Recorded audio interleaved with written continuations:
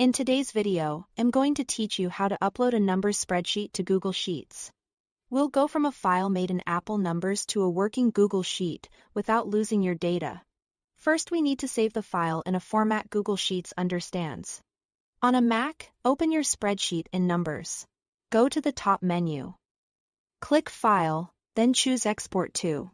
From the list, pick Microsoft Excel, which will create an .xlsx file. This format preserves most formatting, formulas, and multiple sheets. So it's a solid choice. If your spreadsheet is very simple, just rows and columns of values, you can choose CSV instead. But keep in mind that CSV won't keep things like fonts, colors, or multiple tabs. When prompted, confirm the export settings. Choose where to save the file so you can find it easily, and click Export. Give it a clear name, and you are set. With the converted XLSX file ready, let's bring it into Google Sheets. Open Google Sheets in your browser and start a new blank spreadsheet. At the top, click File, then Import.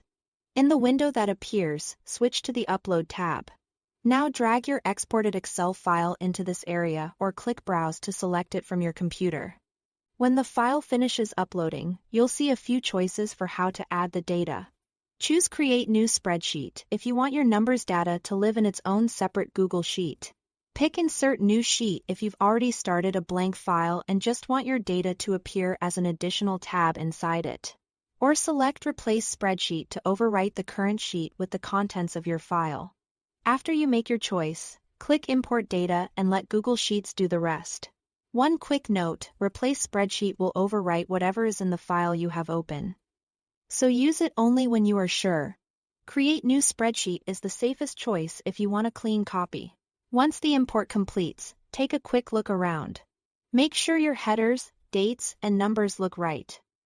And that any formulas behave as expected. If something looks off, you can always go back to Numbers. Adjust, export again as XLSX, and repeat the import. Large files may take a moment, so give it a bit of time.